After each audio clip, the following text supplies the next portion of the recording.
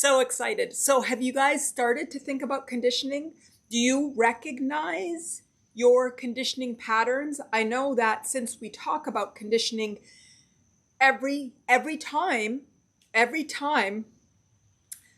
oh, right, Valerie. Usually I say good morning, good afternoon, good evening. But today I just said good morning. How selfish of me. Good morning, good afternoon, good evening, good, wherever you are, whether it's Tuesday, I think it's Tuesday here, or Wednesday. I think it's Wednesdays in some part of the world. It doesn't matter. I hope a good, beautiful one for you. And I love that we represent the world. Anime, good morning to you. Good morning, good morning, good morning. Okay, guys, so have you started to think about your conditioning? Did this topic arouse anything within you? Do you know what your conditioning patterns are? So when you behave and things happen, you recognize like, oh, this isn't personal. This is not personal. This is part of the growth that I am here for. This is my personal growth journey. This is my expansion journey. And that conditioning, growth, and expansion journey might change based on where you are growing in your spiritual path. Always before I come on, because I know I need to talk a bit, get the preamble going on before our discussion starts to awake, I always think about, okay, Manal, what's the approach? Because ultimately, at the end of the day, you all know that there's certain theories that and certain things that the foundations for the work that we do, and all of the foundations we talk about each time. Good morning, Farnaz. So, and I think about, okay, how are we going to tee this up? How are we going to tee this up so we can start to talk about it? Conditioning, once I recognized that what we are growing and expanding from, conditioning is a design of the universe. It is a design. Somehow, which I believe is a human design, we have adopted that things that have happened to us is shameful, is bad, makes us bad. We have put judgment on conditions, whether we grew up with different color skin, hair, gender, sexual orientation, socioeconomic, things that may have happened or not happened to us, where our parents are from, whatever it might be, external conditions, external to us. Once I realized that, hey, wait a second, how can we judge or hold shame? Shame is one of mine, guys. Shame is one of mine, and shame is one of many religion, many cultures. There's many areas that shame is integrated into the root of the people. Once I realized, wait a second, Manal, wait a second. How can we as individuals be holding so much judgment, resistance, shame to things that we had no physical choice? We can debate whether or not we had spiritual choice and whether our soul chose this character. We can debate that. We can believe that. We can unbelieve that. It really doesn't matter what you hold. It doesn't matter whether God made the choice, the universe made the choice, or you were deliberate in that choice. It doesn't matter. But the fact is, our physical body, you guys know I think about us in 4 bodies, okay? For those of you that are new to us, I'm going to go quickly. 4 bodies, our egoic body, our beliefs and identity, and I'll slow down in this later. Our mental body, where we hold our thoughts, our logic, our processing, mental processing, our emotional body, where we feel, and our physical body. This is our physical experiences and our physical sensations. So I look at the body from 4 dimensions. And the more you work with me, and tell me if you're new, and I will expand as we go into this. I will expand. But everybody that said good morning so far are regulars. But let me know if they're newbies in here, and that if you need me to expand on anything. But our physical experience, what we were born into, what we look like, whether we're underweight, overweight, perfectly weight, perfect body, not perfect body. Even the fact that I say perfect body, underweight, or overweight indicates a judgment society has put in my belief and the way that I see. So maybe I should, instead of saying underweight, overweight, or perfect weight, really it is self-image, body image, positive one or negative one, because it really doesn't matter what your physical looks like as long as you have positive body and self-image. And it is our conditioning, again, our conditioning that makes us adopt good, bad, yes, no, right, yes, 0, 1. Life isn't 0, 1. Some places it is, but it's not 0, 1. And we are here to come and make one our freedom, our worthiness, and our love. So my whole thesis that I sort of digressed a few times is how, if in our physical experience, it was given to us.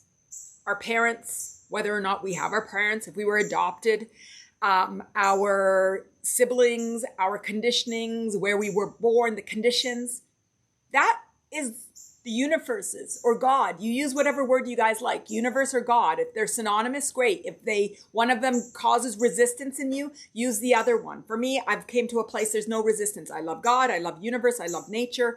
I love the meaning of life. I love source. I love energy. They're all synonymous to me. But if they're not for you, use the word that brings you no resistance. It is by the universe's design. It's by the universe's design for us to be fully dependent on other human beings. And in that, we pick up thoughts, beliefs, emotion, and physical experiences. And our job as the humans that we are isn't to hold resistance and shame to our past. It's to understand the conditioning, to recognize where our growth orientation is directing us towards. And like I said, everything falls under worthiness, freedom, or love, happiness, peace, a sense of a belief that you are love or you're worthy of happiness. So I've talked a lot, you guys. Talk to me. What is your journey? Is it freedom? Is it worthiness? Is it happiness? It is going to be a bit of everything. Nobody is born, but some of it, for me, example, the love part isn't very distorted. My love part is, I was born beautiful love and an amazing childhood, but the freedom and the self-worth because of the color of my skin, because of growing up in a place that isn't necessarily where everybody is like me, the things that differentiated me. I think English, even though it was my first language because I was born in Canada, there were some things that I had trouble with the sh and sh, the sh and the ch and the th. And even now, sometimes pronunciation, it's not the gift that was gifted to me. And sometimes it actually brings in a element that makes me feel less than or unworthy. And it's one of my deepest that I haven't, it doesn't really come to my consciousness, but I'm just sharing the things that I become aware of that are the conditioning that I'm here to overcome to find my unconditional worthiness, to calibrate to unconditional worthiness. Valerie, worthiness is a big one for me for sure. Beautiful. And Farnaz, I've seen how me and my culture view women. Exactly. It could be the culture, how it views women, how it views, again, I talk about race a lot because race is huge in the America and the world. There, eye color in Europe, eye color and hair color, just so many different things. But it's not bad. None of this is bad. None of this is to judge society, to judge community, judge those caregivers of ours. One of my favorite things that I say is the conditioners were conditioned, and their conditioners were conditioned, and their conditioners were conditioned. For us to pass blame, again, resistance on resistance. The whole point is for us to get to a place of awareness of the four physical bodies, awareness of beliefs, misbeliefs that don't serve us, and reorient to beliefs that serve us. So if all of us orient, and I can invite you all right now to the past is not anything to do with shame. The past is a gift. The past is a gift that leads me to understand how to calibrate to a place of worthiness, of love, of freedom. And I'm going to use my past as a map for me to get and elevate and amplify my current life to find and calibrate to worthiness, freedom, and love. How is that? Who wants to join me? Who wants to join me on letting go of resistance in the past and adopting it as a gift, a map to calibrate to our truth? Give me the hearts, give me the words. Valerie, exactly. Generational trauma. And I believe that it's genetic. I believe it's in the body. I believe it's in the heart. I believe it's everywhere. But once we become aware of it, we can heal it for ourselves and for our future generations. And that doesn't mean our future generations won't have stories and conditions, but at least they can expand and it can grow beyond. And maybe it won't be the trauma on a physical level. Maybe they'll experience it on an emotional level, or maybe on an egoic level, maybe on a mental level. So the extent of the conditioning will impact future generations in a much more insignificant way. And I was thinking about this. I was thinking about this a lot because, again, I think and I focus on the topic and how are we going to frame it and how do we come from a very simple. You guys know I'm an engineer. I'm a mechanical engineer from training. I'm very logical. My dad is the logic. My mom's the heart. They're both. My dad's here. My mom's here. They're both here. They're both very, very, very spiritual. And I believe that I'm blessed with their best. The best of my mom's heart, the best of my dad's mind, and a very strong spiritual belief. So when I was thinking about this and thinking about, okay, guys, okay, Manal, we're talking about conditioning. We're talking about it exists on all of the different levels. Yes, it comes in on the DNA. It comes in on this. Do we have to physically experience? Do we all have to physically experience? And the answer is no. To break away from the stories, we do not have to physically experience.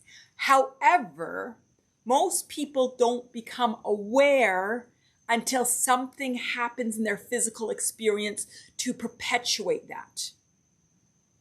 You're all here for a reason. And I know you all have your stories. And you all have your stories that have guided you to finding the answer within. And we can all tell our stories.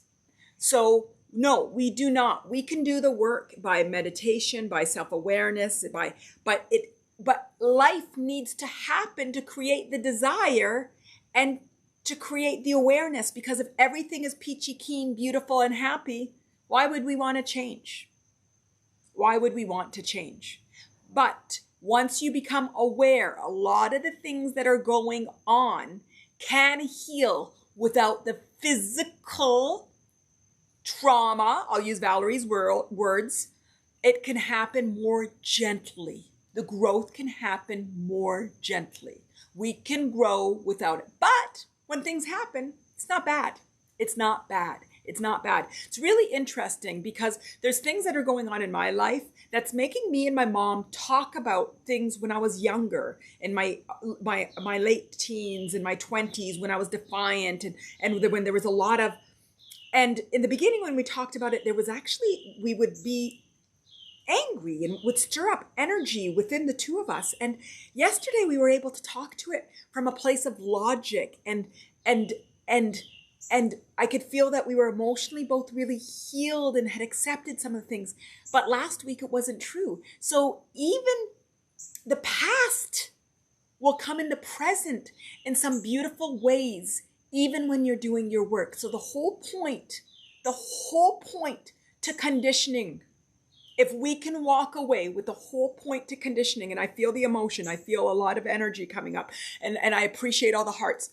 If we can come to calibrate to whatever happens to us, no matter what we're doing and where we are in the work we're doing, and to honor it and accept it, recognizing that it is what it is because there's work that we're doing, there's something bigger that the universe is. And just as long as we know our intentions and we're sound of mind and we focus on the empowering beliefs and we do things in our physical body that lends itself to love and happiness and health and wellness, we just honor everything that happens.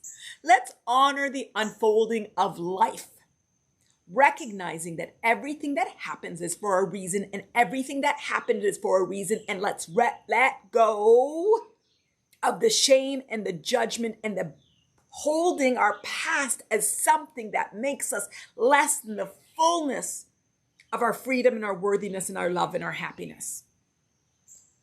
And I love this heart. I love the hearts, and I love that it's resonating. Enemy, freedom, harmony, peace, trust, acceptance, and surrender. Oh my God, these are all beautiful words, all beautiful words. And I invite you all to sort of come in with Anami and jump in. What are the words that you want to calibrate to? Freedom, harmony, peace, trust, acceptance, and surrender. Surrender is one of my favorites.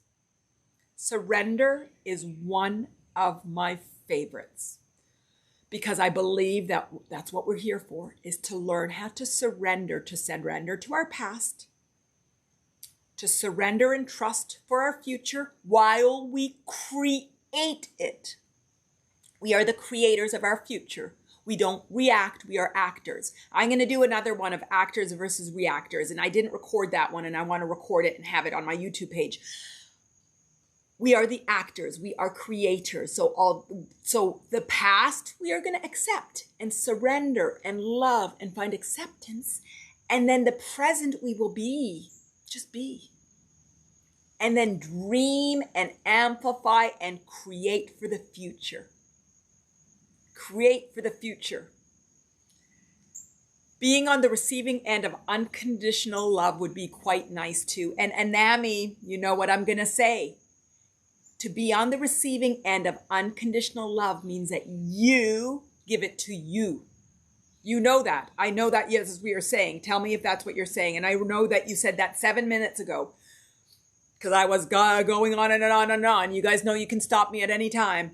But, well, I guess you can type. But the more you type, the more it makes me realize I'm talking too much. But anyway, the answer is, me and one of my friends have been talking a lot and just connecting on what's going on in our lives. Many of my friends, I say one of my friends, but all my friends. And I have friends that are different dimensions and different spirituality. But one of the things me and her and I've been writing, and we've written it to each other, that everything that we need in life is found from the universe, God, love, and ultimately it's within, truth and within. So that unconditional love within. And when you calibrate it to it within, then you will get it externally. When you calibrate to everything internally, it's mirrored to you externally. So you want the unconditional love? Find out what's holding you from unconditionally loving yourself. And Nami, I hope I'm not putting you on the spot, but you know what? I'm not, because you don't need to answer it, but I invite all of you. What is it that's keeping you from your unconditional love? What is it that's keeping you from unconditionally loving yourself? Your body, your brain, your judgment on your brain, your socioeconomic, your career, your path, your education, your background, your past, your conditioning. What is it that's keeping you from let's bring it out. Valerie, sometimes it's difficult for me to honor my conditioning. I tend to want to control. Letting go is what I've been practicing, and what helps me a lot is staying in the present moment. Beautiful, Valerie. Let me ask you something. When have you recognized that conditioning is to honor? How long ago has it been? How long of it has it been? Has it been a week? Has it been a month? Has it been a year? When have you shifted to that belief of recognizing that conditioning is just a normal part of life and that we came in fully dependent? And how long ago? And everybody, tell me, how long ago? Anami, I don't mind being put on the spot. It's a mere opportunity to further expand. Beautiful, beautiful, beautiful, beautiful. I think conditioning, I think it's pretty astonishing. I love myself as much as I do, given I've been conditioned my entire life to believe that I was unworthy and unlovable. Beautiful, beautiful. So it was that you were told that you are not. Find it in your body. We're going to do a meditation today. Find it in your body. This is what I love. Thursday is about emotional body. Everything we're talking about today is right here. When I do my preamble, mostly we're here. The egoic level, the mental level. Egoic level, mental level. And mostly I try to reset our egoic beliefs. Sometimes when someone brings up something so emotional, we all go into our emotional body. It's the emotional body that allows us to do the shifting. It's finding those feelings where you buried it, and NAMI and all of us in our emotional bodies where the shifting comes. And that's where the magic is. That is where the magic is. Using new beliefs, figuring out where that resistance occurs in your mind, and then finding the emotional component to it. There is, with every feeling, a thought, and it becomes buried in our body through conditioning. And we are on the journey to find reconditioned new thoughts, find the beliefs, find the thoughts that resist it, figure out where those emotions are buried in our abdomen, in our heart, in our shoulders, and the physical pain is an indication of where we're hiding those emotional pain. Recognize it, see it, love it, stop judging it, stop holding resistance to it, and then letting it go. And then letting it go. 5 steps: awareness of all the bodies, acknowledgement of the deeper desire, whether that's freedom, worthiness, or love. We might use other words, but ultimately it's one of those 3. I don't care what we call it, but it's a recognition, not of what is not wanted, but what is wanted. We are conditioned to think in what is not wanted. We are going to move to start to think in what is wanted. Resistance is an indication of what is wanted. You will only experience resistance if there is something that's happening that is unaligned with what you don't want. We are conditioned to say, I don't want that. We are going to recondition ourselves together to recognize, oh, here's something I don't want. What is it that I want? 3, appreciation. That conditioning is here as a gift. Everything is good. Nothing is bad. I am good. Life's design, the universe design is exactly happening as it is. I'm doing the best that I can. I am amazing. I am on my journey of self-growth, and I will continue to grow and calibrate and do and honor that. And then once we do that, once we become aware and we acknowledge the deeper meaning and we appreciate, boom, we can let go. We let go. That's where we discover it in the physical body. Where are we holding it in our shoulders? Where are we holding it in our elbow? I don't know why I picked our elbow. Our knee, anywhere. And we can let go. We can let go. And you all intuitively know how to let go. In our heart, in our heart, in our heart. Last night I woke up at 3 o'clock because I had a caffeinated coffee. I usually drink decaf. I'm out of my Nespresso decaf, and so I had to have a caffeinated because I had to have it. I had to have my second, and it was a second cup of coffee. So at 3 o'clock, did a meditation. That's what I do when I wake up in the middle of the night. I'm like, perfect. It means meditation. And sometimes I wake up more revived than I slept during the night. There was some stuff trapped in my heart. It was here, and beautiful. Beautiful. I became aware of it, and I asked what it is and what do you want me to know and how can I learn from you and how do I and what should I see and how do I liberate myself from it? You hold your resistance in a place of love. Another thing, if we can take away it from today, we are not going to put resistance on resistance anymore. No more resistance on resistance. We are going to find a way to calibrate to finding everything to be from a place of honor, acceptance, and beauty. Life's design is exactly as this is meant to be. This is life's design. It is fine. Okay, guys, I have missed some of the comments. If I missed it, write it down again. I see that Valerie, I remember, but I don't see it on my screen anymore, said self-doubt is one of her things that keep her from her self-love. Self-doubt. Valerie, what's the opposite of that self-doubt? What is the opposite of that self-doubt? Kim, not having gone further in my education, career, and money. So again, I think we're all answering the question I said. What is keeping you from your fullness and your belief that you're worthy, that you're free, or you're lovable, or love, or peaceful, or happiness? You guys, I'm sorry that the shade keeps coming in when I'm moving with my camera today. I'm very aware of it, but I get dark and light. I guess it is what it is. It's where the sun is. Kim, I just finished reading Think and Grow Rich Again. It was written in the 30s, 37, I think 1937. And I also been reading Silva Mind Control again. There's all my favorites that I feel like are some of these books. There's most amazing books that are, and I actually wrote them down, a timeline, talking with some of my friends, some of these teachers, that some of the greats that have uncovered that your brain and there's vibration and there's all these things. And I wrote down, I'm like, okay, Manal, let's sit down. It was me and a friend on the phone talking. When was this one written? When was this one written? When was this one written? Education, I believe, is a blessing if you have education. I believe so much in education. Not everybody has been able to get it. And money and abundance is everything, but they're not necessarily connected. And I believe with anything, there are greats in our history and present without an education, without, and from nothing, that have created themselves into boom. So Kim, that's a wonderful awareness of conditioning that you have. And I'm going to invite you to break through that. And it is irrelevant of what you had. You are capable of doing and coming up with anything. So we're going to come back to that. Farnaz, I let myself down a lot by trusting too much. So I ruminate on that a lot. Okay, beautiful. I have a big thing about trust. It's not about trusting others and trusting people external to you. It's about trusting yourself on who to trust.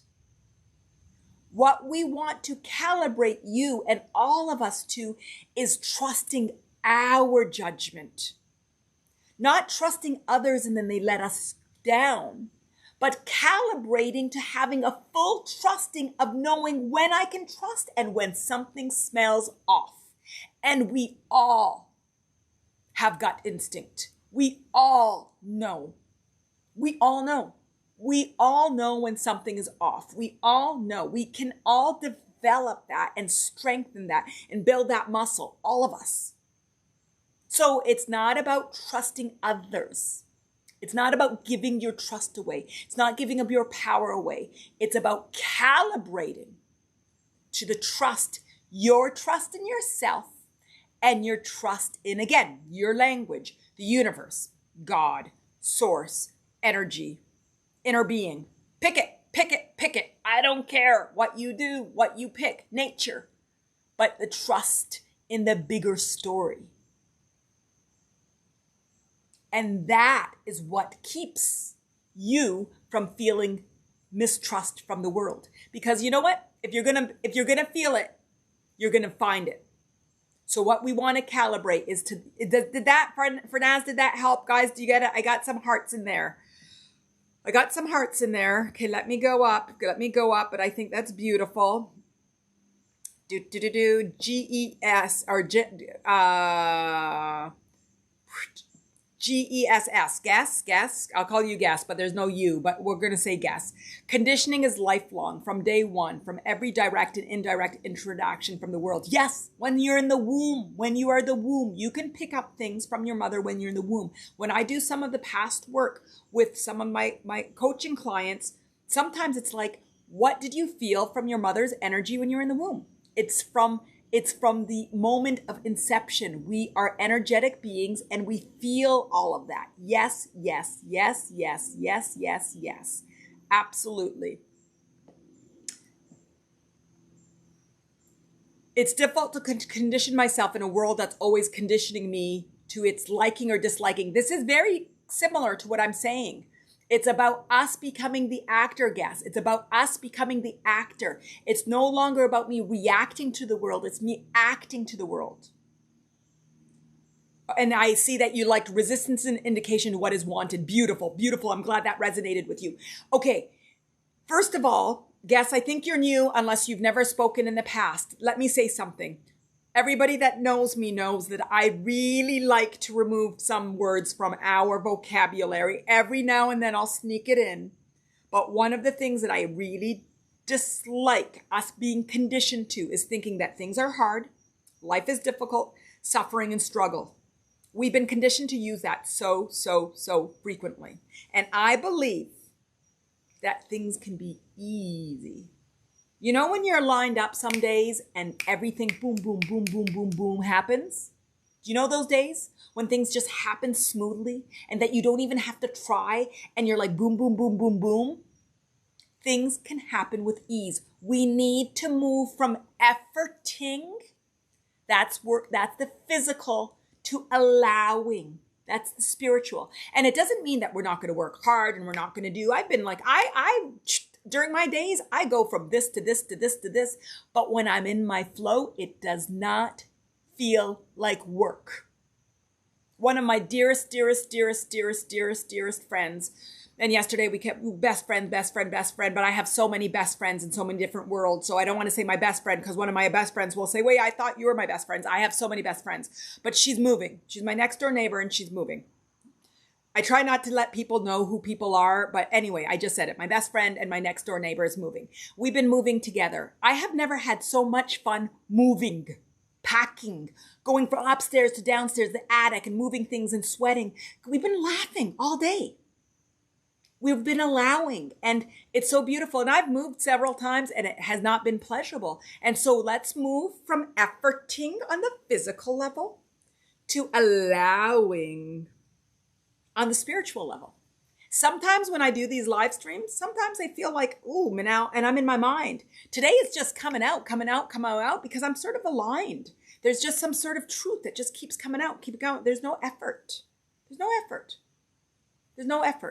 So what I want for all of us, and this is the journey that I want us all to be on, it's let's move. It's all on this egoic level of trusting the universe, trusting there's something bigger, trusting the stories, trusting ourselves, trust, which comes surrender, trust and surrender, which allows us to allow.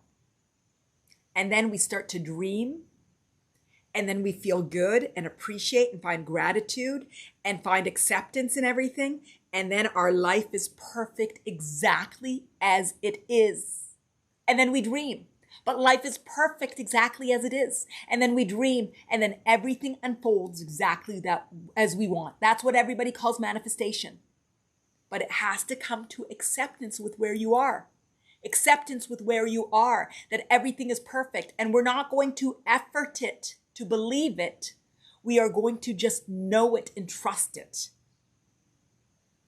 Okay, let me see what I missed. You guys, if I miss any of your comments, please retype it, please, because I love talking to everything.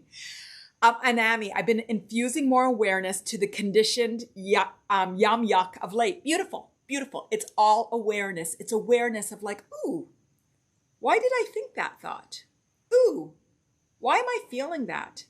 Ooh, jealousy is something that used to come out and I used to be ashamed. I still sort of have some ashamed to say that I used to feel jealousy in some instances. I have not felt it in a few years.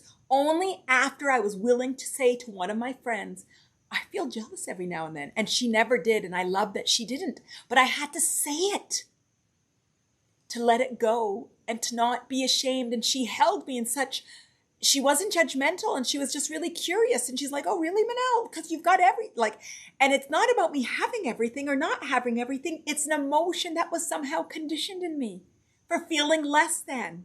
And it could only be let go when I was willing to just say it in a trusting place, in a vulnerable way. Even, you don't have to say it to other people, but sometimes I grow the most by having a mirror of somebody on me. And I'll say, I'm going to tell you stuff. Can you tell me what you see? Can you help me? Because sometimes when you're stuck in your own conditioning, that ability to see is not as clear as somebody else. And when they say it, sometimes she'll tell me and I'll be, yeah, that's it. And sometimes I'm like, you're off. That sounds like your own conditioning. Don't give me your conditioning. I want to figure out my own. But yes, the tool is awareness, and it's non-judgmental awareness. And all of my meditations, I'm going to say to you guys, become aware. Do be objective observer. Do not overindulge in the feeling. Do not overindulge. You're an explorer. We are detangling. It's like we have all these wires that are tangled together and we're slowly detangling them so we can calibrate to freedom and worthiness and love. That's what the journey is. That's what the journey is. We're going to do it with pleasure. We're going to do it with pleasure. Just like now. Is this hurt? You guys, is this hurting? Are we saying anything bad? Are we crying? We can be crying, and I was moved, so I'm not in any way saying it. But it could be done with spirit and with excitement and with zeal and curiosity for life, and like an investigator, like an architect. I didn't mean an architect. I mean an archaeologist, like a historian, like a scientist. We do it through observation and curiosity and fascination. Fascination, these stories that repeat itself generation to generation to generation. Guys, isn't it fascinating? Isn't it fascinating? Isn't it fascinating? Fascinating, fascinating, fascinating. And you know what's fascinating to me? Sometimes I have a client that her experience that she's feeling mirrors one of her family members, but her family members is all on the physical level at need, while hers is all in the spiritual level. And happening, the emotions and the conditions and the beliefs are the same, but her family members is from need, not able to be safe and secure in the world. And hers is from a place of comfort, but still experiencing things that are painful.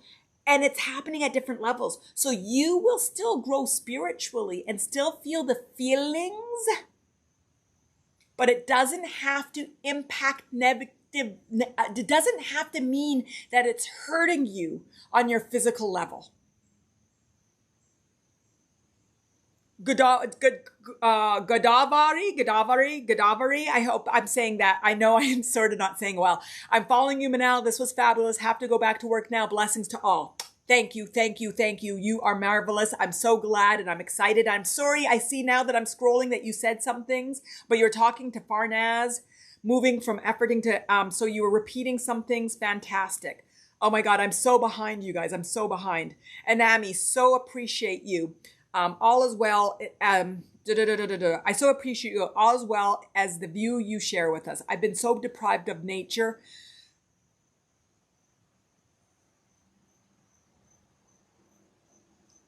I lost it. It moved, you guys. It moved. Okay. If I missed anybody, can you type it again? Is that bad? Is that too bad to ask? I'm sort of scrolling back and it moves and stuff. Let me know if I missed anything. I see right now that Farnaz said yes to something and Nami said it's interesting. I've been noticing of late that all my life I've been incredibly objective and observant with others and with myself to some degree as well, but have had a great deal of difficulty in leaning into the more observer with myself and my feelings and thoughts. And Nami, that's a beautiful observation. And I think the reason is we are scared to feel our feelings.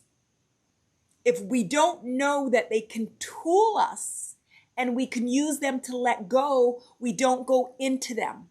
The work and the meditations that I know, and I know you know, I get us to go in to the feeling, go into the emotion and feel it with curiosity and with welcoming and I believe what it is that's happening vibrationally is that when you go into your sadness or your anger and you're willing to feel it, and then you honor it and you ask it what you want from it and you just go into it, it's resonance and the vibration continues until it goes and it breaks. It's almost like those bridges that resonate to the same frequency of the wind and then they break. That's what happens with our vibration, with the sadness or the anger. But we're not adding resistance to it and to shame to it, which means that you're adding more resistance. No, we're feeling it and going at that same frequency until it breaks. And then it's releasing love and peace and beauty. So it's hard to go into feelings if you don't know that you can use it as a tool and love it and honor it and then let go of it. That's my favorite part of the work. It's my favorite part of the work is just going and exploring that emotion and being so curious with it. So curious with it. So curious with it. It's my favorite part. Okay, I'm scrolling again.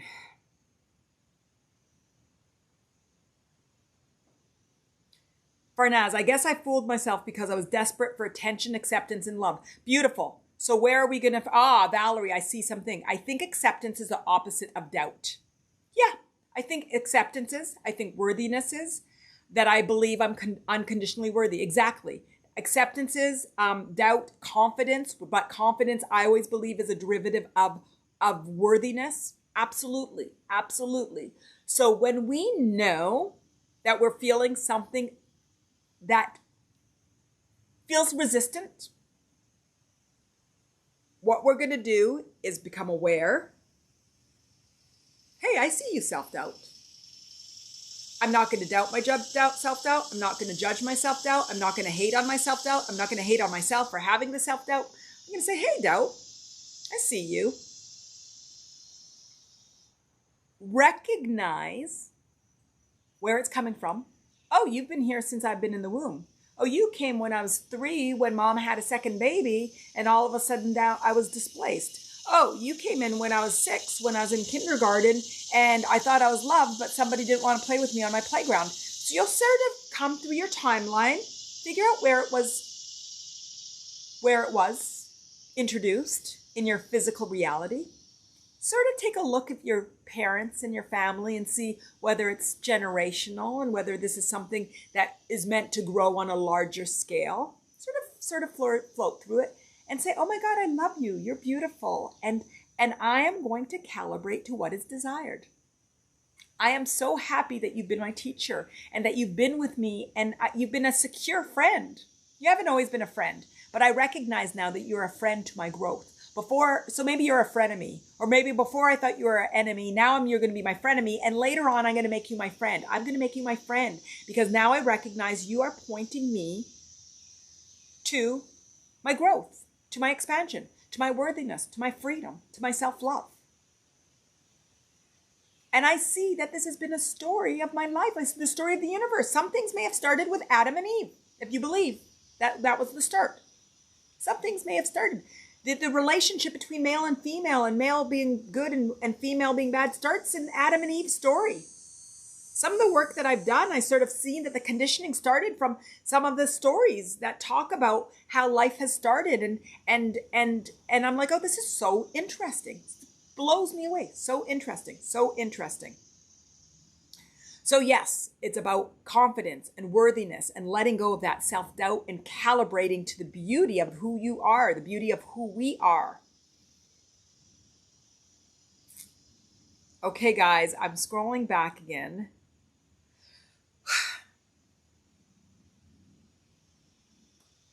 Anami, I think I've lived most of this life in the depth of my feelings and more times than not dwelling deeply and for far longer than necessary, the unfavorable ones. Beautiful.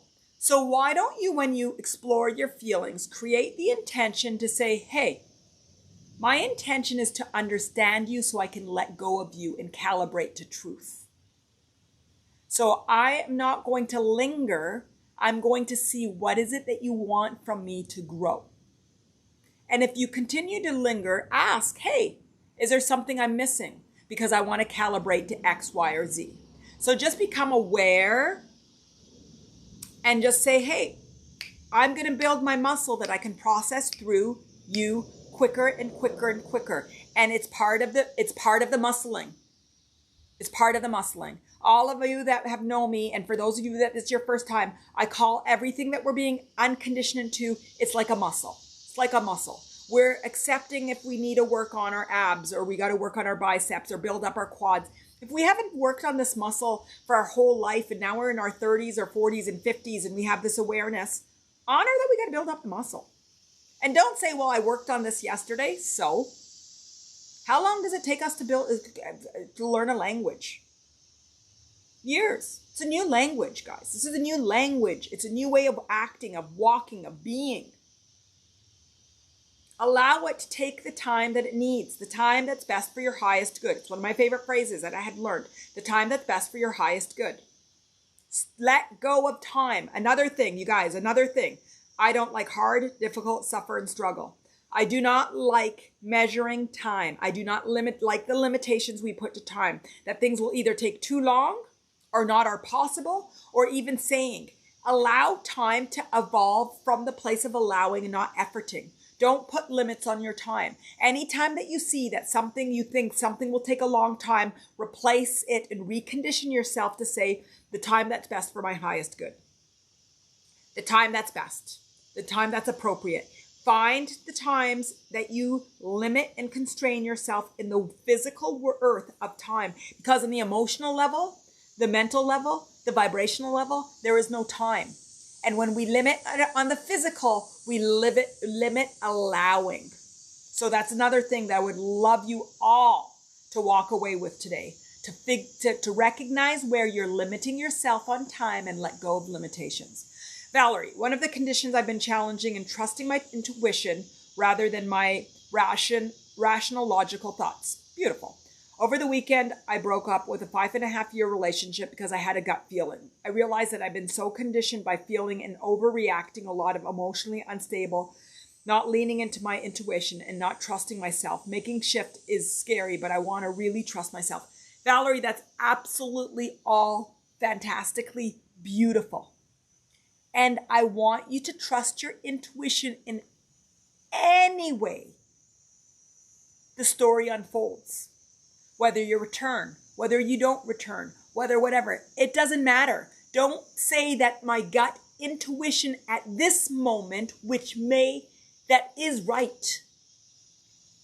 Your gut and what's right can shift with what is right or wrong.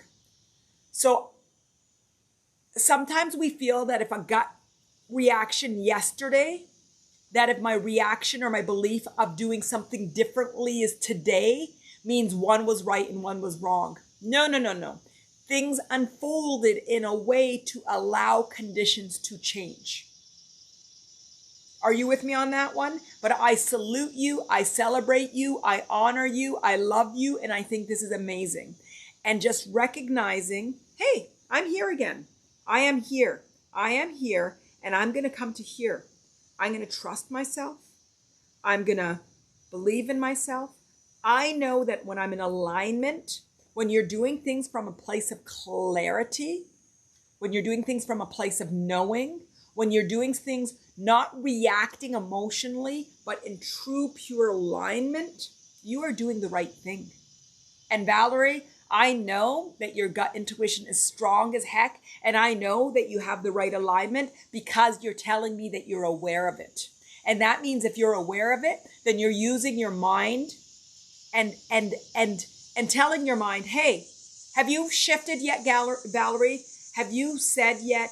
Have you done the meditation that puts your heart as the command center and asks your heart to lead the mind and the egoic and the physical?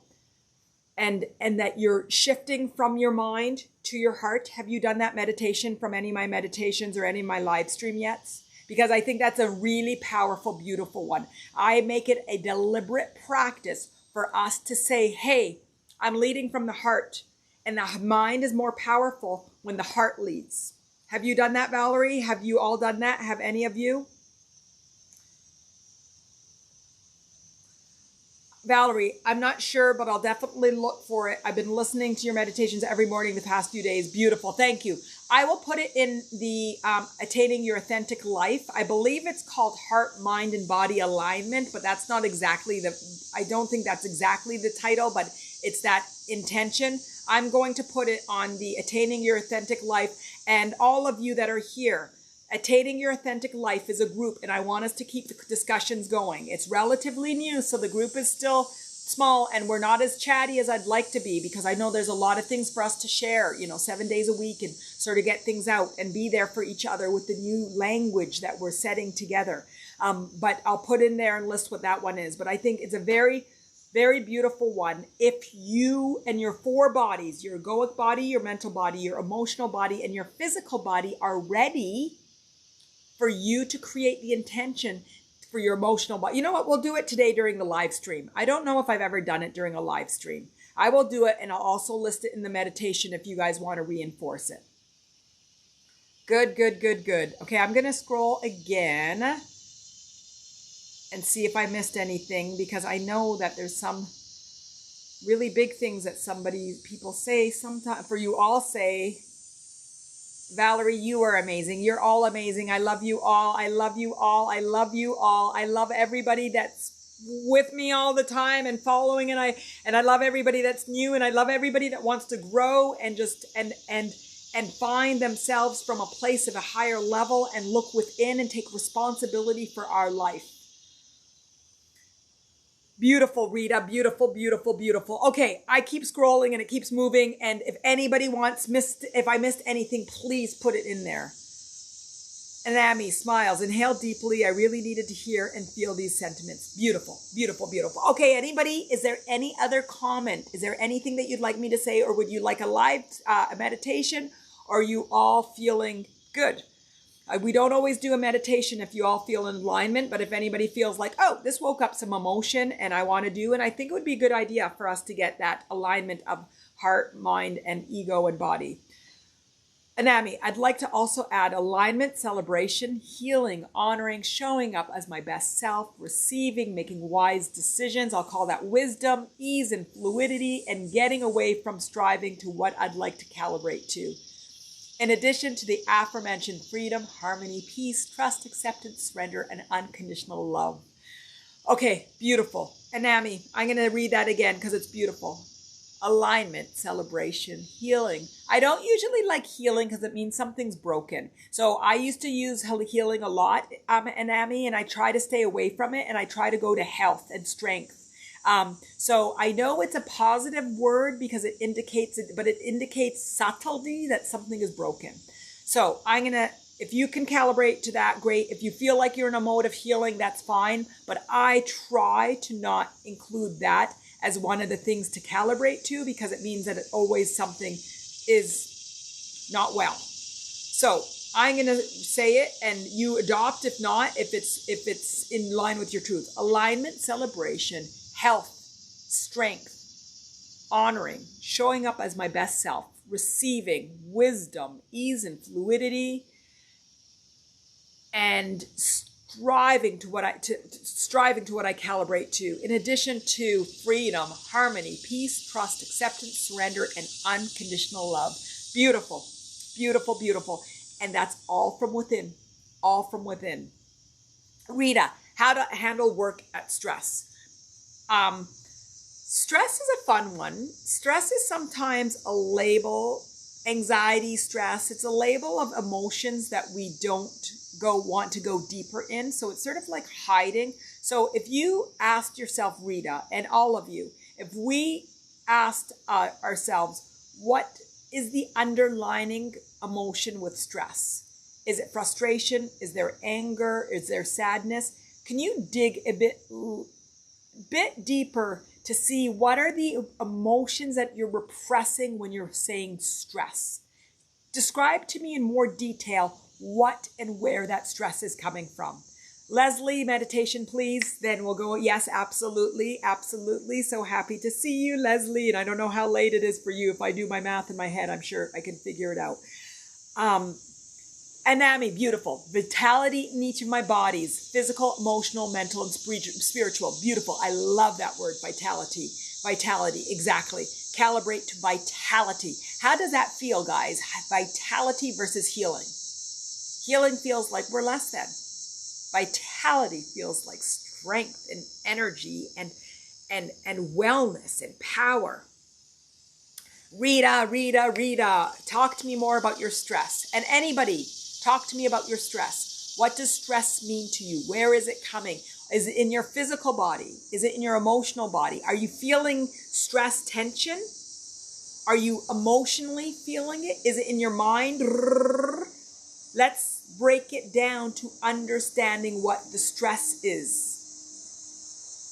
So Rita, you answer me, or any of you answer. Let's work out stress together, and then we'll go into a meditation if nobody has anything else. What does stress? Beautiful. Rita, unsupported bosses, feeling unsupported. Work subpar, not feeling motivated. Now I'm going to ask you something. Rita, in your life, have you felt supported? Have you felt unsupported? in your life have you felt motivation? So does this start from your work, or can you see that there was a story before there that you actually live in different areas unsupported? Beautiful. This is the magic of the work, Rita. This is the magic of the work. And sometimes I get excited and say fantastic when people say really negative things. And I'm like, guys, you know, I'm not talking about the physical story. I'm talking about the energetic story. So in your life, if we rewind, okay, Rita, stay with me, and everybody else that wants to answer, just because Rita's pointing out hers, this aligns to all of us. When did your unsupported story start? In the womb? 1, 2, 3, 4, 5, 6, 7? Tell me when it is. Farnaz, me too. Sadness about being unsupported. Beautiful, Farnaz. When did your story start? When did your story start? Being adopted. Rita. Beautiful. Children that are adopted, fostering, have a beautiful, really initial unconditioning that they've gotten from their very beginning. Guys, I know that I can hear that somebody started to do their garden back there. If it gets too loud, tell me and I'll have to shift, because I know I've had to shift in the past, but I hope it's not too intrusive. Rita, people that have not had their beautiful, Gail, womb. I was out of wedlock by mistake. Beautiful. Look at you guys. This is unconditioning. This is the whole thesis of today, that we're holding judgment on something that we could not control. Rita adopted.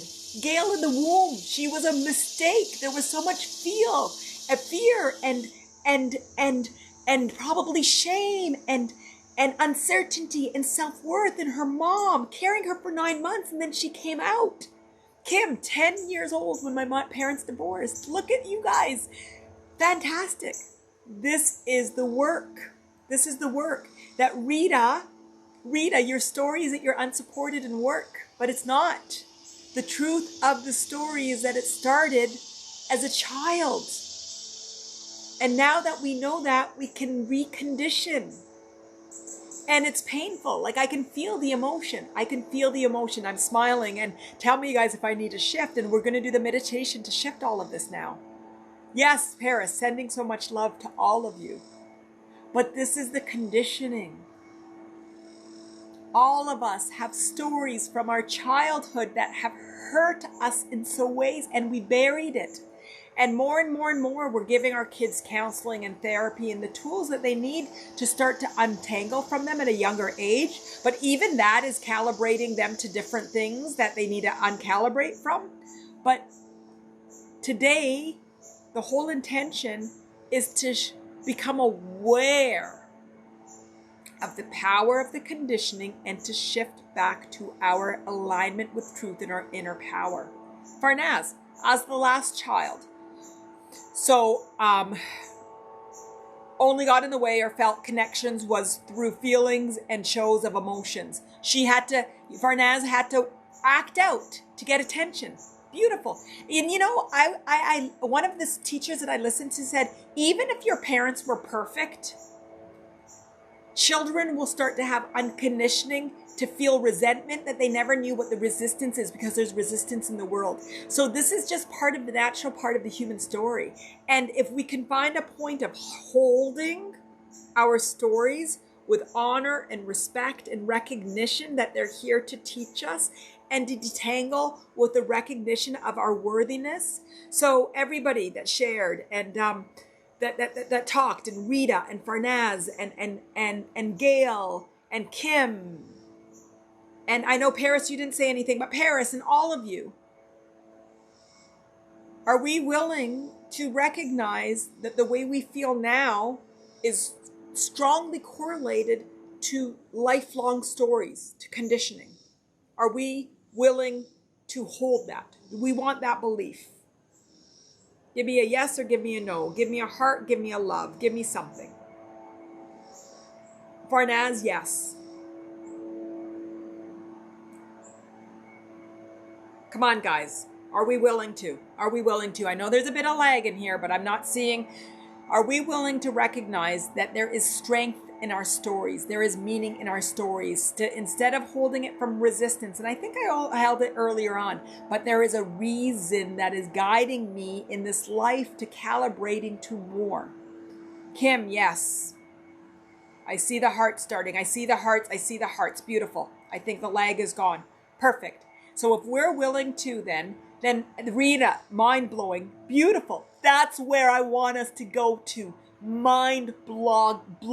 Kim, yes. Paris. I've been willing for a few years and slowly doing the work, but I need to keep going. Exactly. It's a lifelong process because we keep going up and up and amplifying.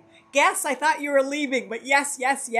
And Gail, yes. And Valerie, yes, 100%. Beautiful. Beautiful. This is the work. Rita, a second ago you thought you were unsupported at work, and now you realize, oh, this is my story. Isn't there power? Isn't that power? And you probably are unsupported in work. None of this means the truth is not true. But it means once you find that you're supported in life, you'll either quit your job or your bosses will change. It doesn't mean that you have to change your conditions. The feeling that you have can shift. So, and you might get motivated. You could get promoted. They give you different things. So the physical doesn't have to change. You don't have to do things differently. But when you shift your egoic belief, the physical follows with it. And either things happen organically, that someone comes up and says, Rita, you're perfect for this new role. Can you come? Or your bosses shift and see something in you, or you pull out and something comes and boom, all things shift. It starts here on this egoic level. So now, all of you, we all said that we're willing to realize our stories are here for a moment. Mind-blowing, says Rita. Mind-blowing. Are you willing to recognize that we're fully supported? We are supported by the universe, and that our physical experience is here to teach us that we're supported by the universe, from within, by God, by inner being, by source. If you want to type in who you believe that's supporting you, whether it's your inner being, whether it's universe, whether it's nature, whether it's God, I don't care what you want to call it, but do you want to recognize you are supported in this amazing world we call life? Join me. I will wait for the lag. Join me if you want to know that you are supported.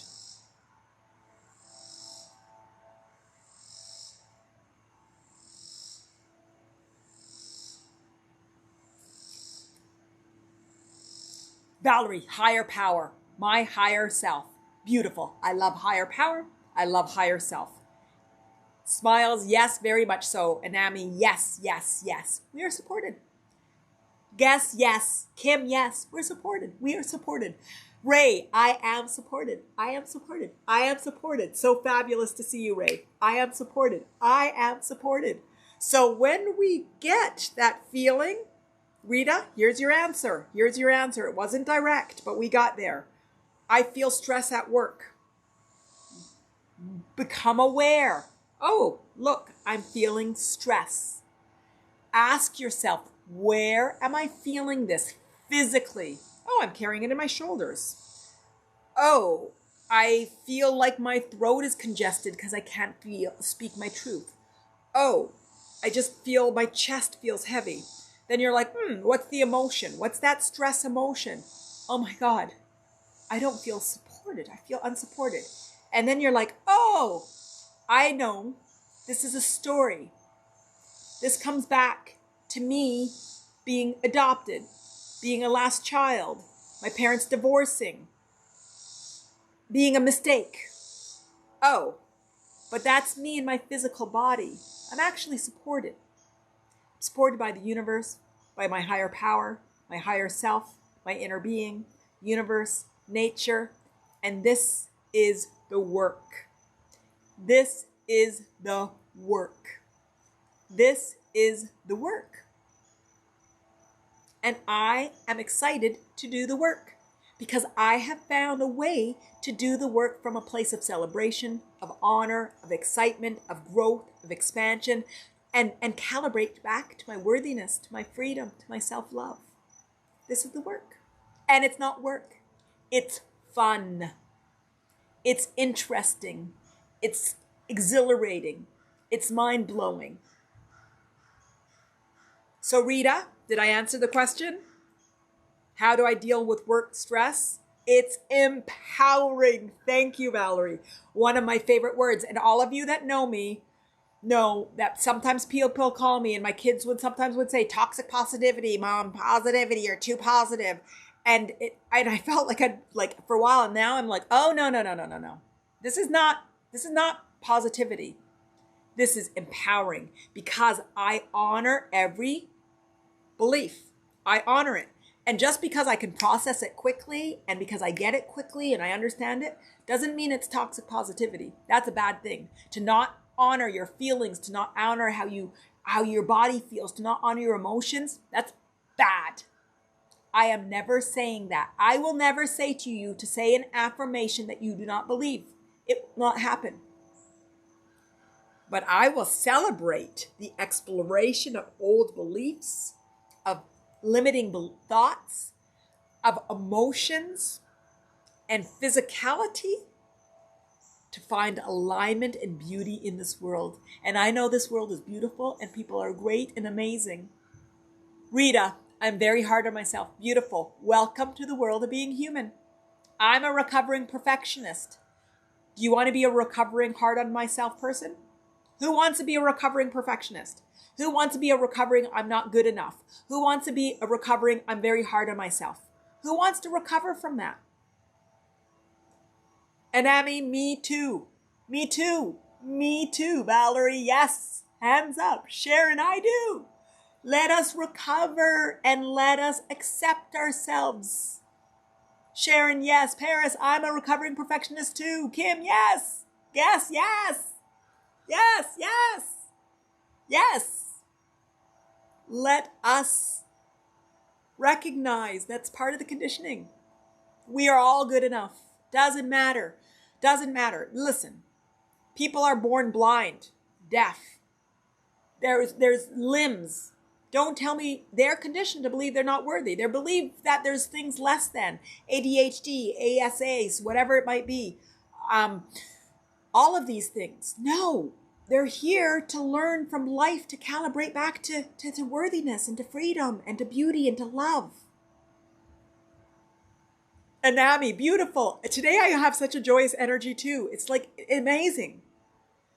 Sharon, anxiety and chronic pain. Anxiety is exactly the same thing as stress. It's a fear that I'm not willing to acknowledge. There's a fear.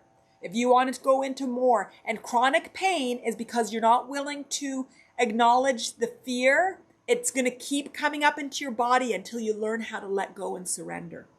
And I have some meditations on foot pain and shoulder pain, and I keep meaning to do the rest of the bodies, and I actually want to do chronic pain as well, because it's the emotional. So if you want to share more a bit, Sharon, what is your anxiety about? We can figure out where it came from, and everybody can say, oh, me too. Me too. You just haven't learned how to acknowledge it because it has not been safe. Safe. And today's intention is to make it safe. Safe for us to say, hey, that was a mistake. Hey, my parents got divorced and it really messed me up.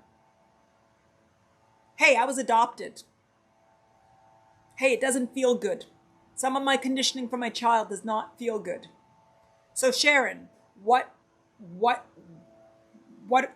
is it what are you anxious about? And if I tell you that anxiety is a fear that you cannot name or a fear that you do not want to name, what are you scared of?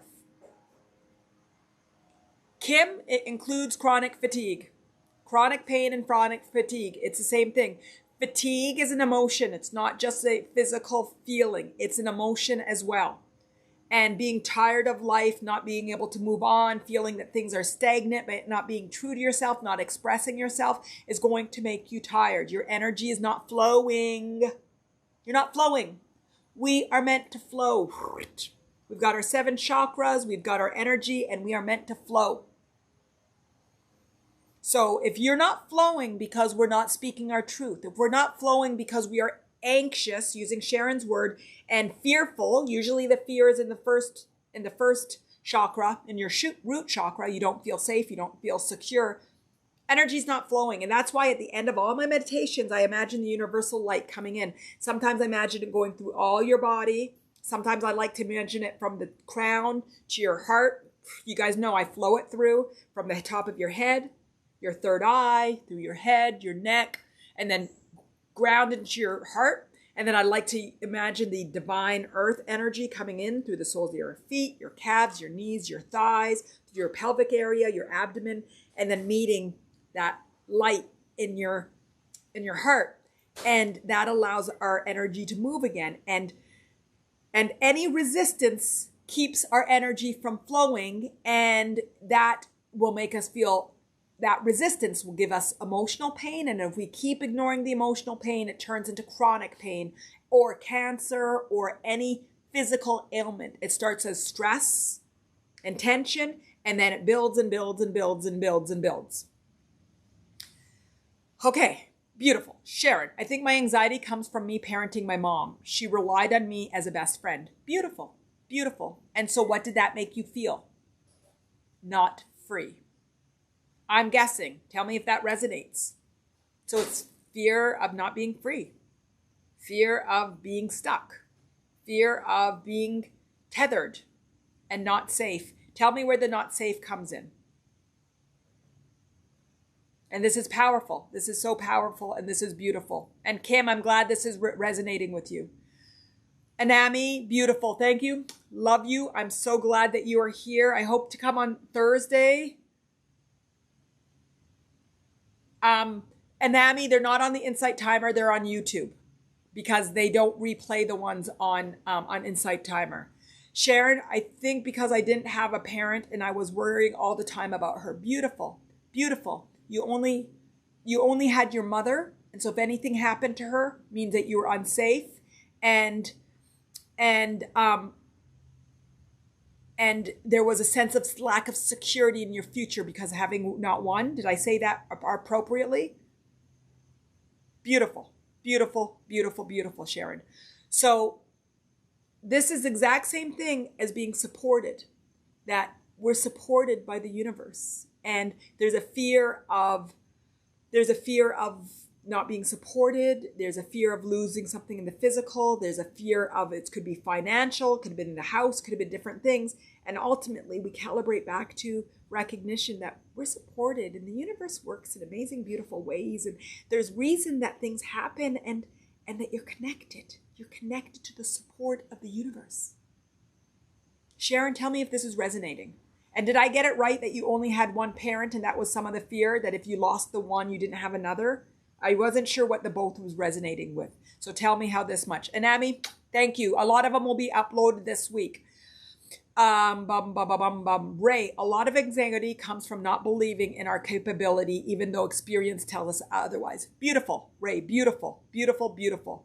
This is wonderful for you to recognize. That's the abdomen. That's the third, the solar plexus. That's the solar plexus. And so doing work on your solar plexus, recognizing that in your life that you don't feel capable, and you are fully capable because you're supported by the universe. You have access to infinite intelligence.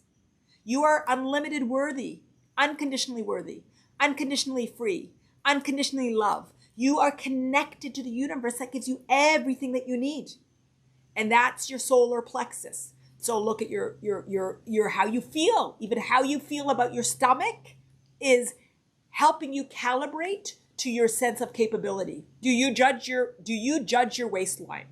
Do you judge your waistline? Everybody tell me if you judge your waistline. If you judge your waistline, that's a form of you not trusting your capability in yourself. And if you control your waistline by doing so many sit-ups and doing many planks and doing all this stuff, it means that you're trying to control your sense of capability and not allowing.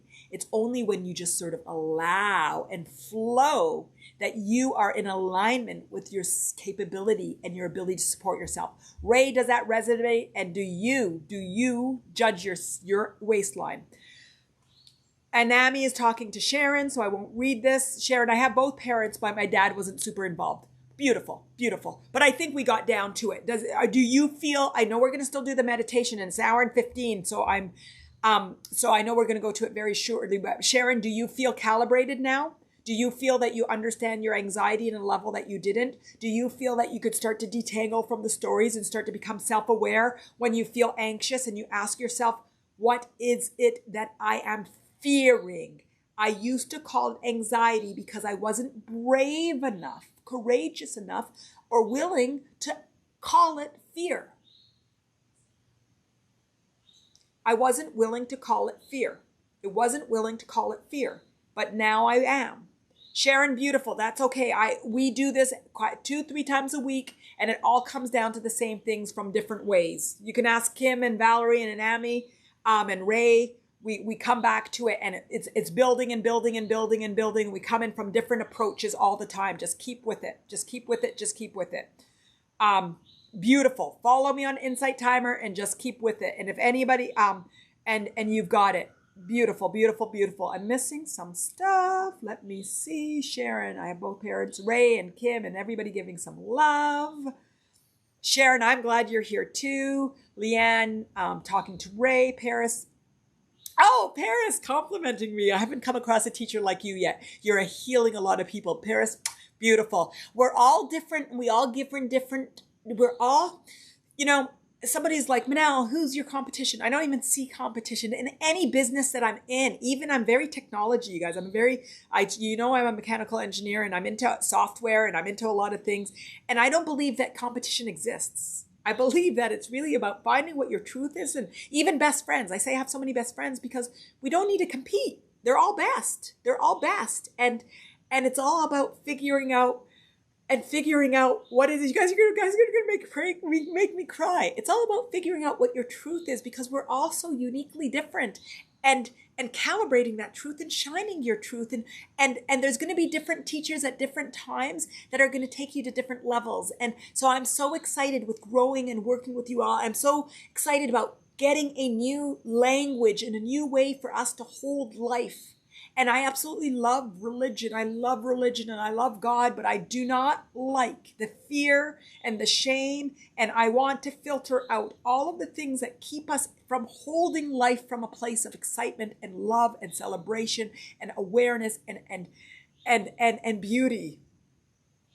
You guys are all making me so emotional. You guys are all... Okay, you are all beautiful. Anami, I love you all. You guys are going to make me cry. Oh my God, I am going to scroll back and see what I missed, if I missed anything. My mouse is sort of, the way that they have the scrolling bar on these live stream is sort of hard to scroll back. So that's why when I say I'm scrolling back, it takes so much time. Oh, yes, the waistline. I don't judge my waistline, but I deal with colitis. Okay, and so what does that mean, Ray? What does that mean to you? What is it you're dealing with, and where does that... Tell me more about that. I am so grateful, Anami, too, for you to be here. And I love your participation and your energy and your insight and your desire for growth. For Naz, I have anxiety because of losing people I lived. A lot of people have a fear of death. A fear of death. And that's fear. That fear is what's perpetuating a lot of it at the end of the belt. So what is your relationship with death?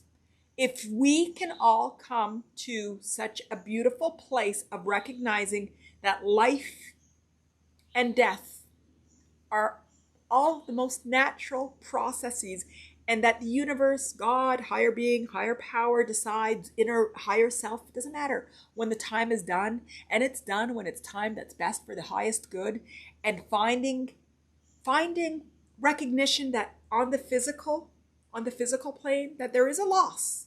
A very strong loss. One of my favorite meditations, I have a lot of my favorites, but is about grieving and honoring loss. And it was time when 3 of my very close people, one lost a cat, one lost was end of a relationship, and somebody lost a father, a parent. And I just saw that they were all grieving so similarly, even though the losses were so different. How do you compare a cat to a parent and a relationship?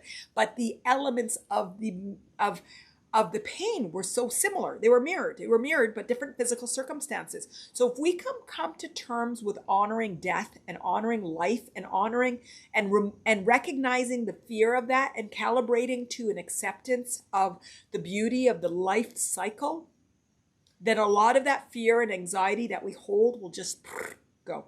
Just go. Just go. So I'm going to ask you all, who is willing to calibrate to life and death as part of the natural evolution of life? Who is willing to recognize that there is such a deep fear of the pain that death brings, but it's something that we can't control, and it's one of the beauties of life? Who's willing to recognize how much resistance we have put on to the end of anything? The end of middle school, the end of elementary school. I say middle school because my son just graduated from middle school.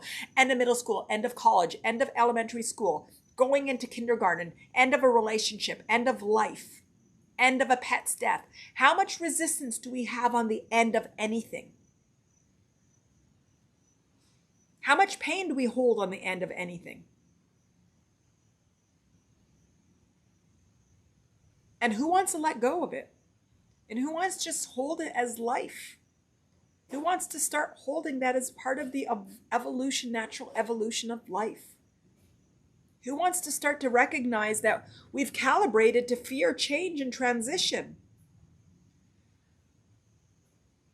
Oh my God, Ray, beautiful. It's an immunity issue that affects the intestine and it keeps checked by medicine. Beautiful. That's an internal abdomen. We've got two conversations going. Internal abdomen, internal, and that's beautiful. That's beautiful. If you do work on your solar plexus and you recognize that you are capable and that you are beautiful and that you are amazing and that you are worthy and that you just continue to honor your abdomen and your sense of self, you'll start, and you're already in physical alignment because of it. But just recognize it and start to see that it will calibrate. Beautiful. Ray, beautiful, beautiful, beautiful. And that just shows that if we hold a misbelief that we're going to see it on the physical in different ways. Farnaz, I want to live a happy life. Yes, I am ready. I am ready. We're all ready. We're all ready. Ray, getting there. I'm so glad that we're doing this together. I love whenever I see your beautiful faces together in this window and at the bottom scrolling through. I love to see you, and we are getting there. We are getting there. And you know what I've been shifting? That getting there? I've been shifting. We're there. We're there. Who doesn't feel amazing right now? Who does not feel amazing right now? I feel amazing. I missed a lot of the love that you guys were all giving me. I think I see a lot of love that always embarrasses me. I missed some comments about love. Your love and energy is infectious. Thank you, Kim. I love you. Manal, you're the breath of fresh air that has been missing in my life. Kim, oh my God, I love you. And Valerie saying yes, and Anami saying yes, and Farnaz, I think that we were talking about death. So beautiful. I feel amazing. Beautiful. Ray, you are there. We are there. We are there. We are there. We are there. We are there. Stop getting there. Be there. The journey is there. The journey is there because it's a lifelong journey. The journey will never end. And when we think we get to our destination, we create a new desire for a new destination. We are never there. We are creators. We are creators. Our life will get chronic fatigue will come when we stop creating. Guess, yes, you feel a little lighter if that makes sense. Yes, it's your first time to come here and there's resistance with some of the things that I'm saying, but there's an indication, you know that there's truth, but you still have years of, I don't know how old you are. Tell me how old you are if you'd like to, so I could reference you. You've got resistance that you still have to let it out. That's part of the journey, but you're there and you feel lighter. And there's where it's 52. Beautiful. You're 52. You have 52 years of conditioning for you to get to uncondition. And today you entered a live stream that calibrated to your truth and allowed you to recognize, oh, I see the keys to getting out. I see the ways to uncondition. I see the ways to get liberated. I see that I'm not holding myself with worthiness and freedom and love. And guess what? I am going to shift that and change that. I'm going to shift it and change it.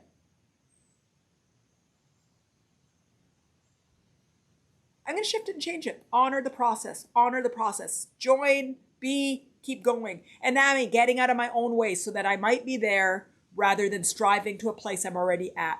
Tapping into rather than acquiring. Beautiful. Acceptance and surrender. We are exactly where we meant to be. The journey is the destination. Everything is beautiful. Leanne, I'm glad that you came back to death because I didn't feel that we finished it and I wanted us all to create intent. We are taught to fear death. I used to be more afraid, but I'm accepting that it's a natural part of the cycle. It's a natural part of life. Death is life. Death is a natural part of life. And if you hold that the spirit still stays alive, there is no death. But there is on the physical plane, and there is a loss on the physical plane. But the quickest I can calibrate to recognizing that's part of the universal plan. There's something big about it. I might be a bit concerned on how I will pass, but I have to trust that however I pass is how it's supposed to be. I believe that we'll transition to a beautiful place. Leanne, beautiful, beautiful. And then I start to ask the universe, higher power, higher self, God, please take me in a loving, beautiful, peaceful way. I've said to my children before, listen, when I pass, I'd like you to celebrate. And they don't like it, but I'm like, please celebrate when I pass. Please celebrate it. Please celebrate when I die. Please celebrate my life. And some of the things that help me, when I'm living this physical life, I actually imagine when I'm dead what I want people to say about me.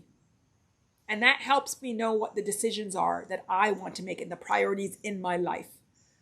Ray, I'm learning to accept that I'm well enough. Ray, me too. Me too. You know, because I've said it enough times that I hold myself as stupid sometimes. And this week, one of my girlfriends said to me, Manal, you gotta stop saying that when something bad that I'm like, oh my God, I'm so stupid. You gotta stop saying that. And then me and her had sort of butt heads on something the other day. And I said to her, in my heat of passion, you know I'm brilliant. I get this stuff. And I was so proud of myself because in the heat of the moment, I didn't say I was stupid. I was like, I'm smart. I get this stuff.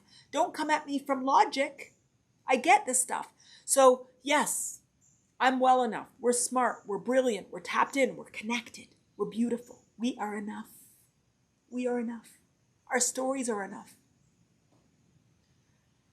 Paris 53 and things keep getting better. Beautiful. Anami, I love and appreciate so much. I donated. Oh, thank you. Thank you. I think that was when it was all scrolling so quickly. Thank you for the donation. They always warms my heart as a recognition that there's a gift that you feel that you're getting. I love it. I love it. Thank you. My mom says that to us too. Celebrate, celebrate, celebrate. Yes, Kim, there are cultures that celebrate death. And I think it's beautiful. And Leanne, 68 on September 18th. Beautiful, beautiful, beautiful. And thank you for your donation too. Beautiful, beautiful, beautiful. Okay, guys, it's an hour 28. I'm going to ask you something and then we're going to go into a really short meditation. I usually do these for an hour and a half. Is this too long? I know that some people come in late and some people come in early. I feel like the hour, we just start to get into it. And like now it's an hour and a half and we haven't even done our meditations. Does anybody have, I know this is administrative. Is that yummy? What are you saying? No, I love it. So an hour and a half is okay. I joined late about 20 minutes ago and I'm so glad I caught this. You're inspiring and I'm right there with you. Can't wait to meditate with y'all. Thank you. Beautiful, Katie. Okay. Love this, Leanne. Paris. Yes, yes, yes. Okay. So an hour and a half, is good for you guys. Okay. Beautiful. Cause I feel like people jump in late. I know a lot of you are coming in from the beginning because guys, I start right at the zero. Right at the zero, we start and we go in and longer. Even Paris says, I just don't know whether you guys like an hour and a half or not. Anami, I was gonna do about a 10-minute. I feel like, does everybody feel good? Does anybody have any resistance that they're aware of? Let me ask you that. Is anybody aware of any resistance? Is anybody feeling something particularly strong? Paris, yes. Okay. Katie, resistance gone. Kim, not at the moment. 10 more and Nami can stay. Farnaz always has resistance. Yes, still have some resistance. Okay, you guys know what the resistance is or where it is? Because it will guide the meditation.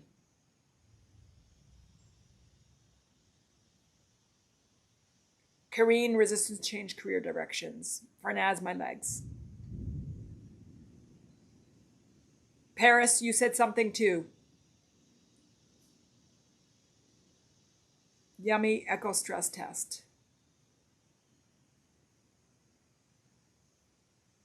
Sharon, yeah, keep joining, keep joining, keep joining, keep joining. You'll see that there's a common language, there's a common approach. It's very simple. It's very simple. It's very, very, very simple, and it's all truth and it's all empowering.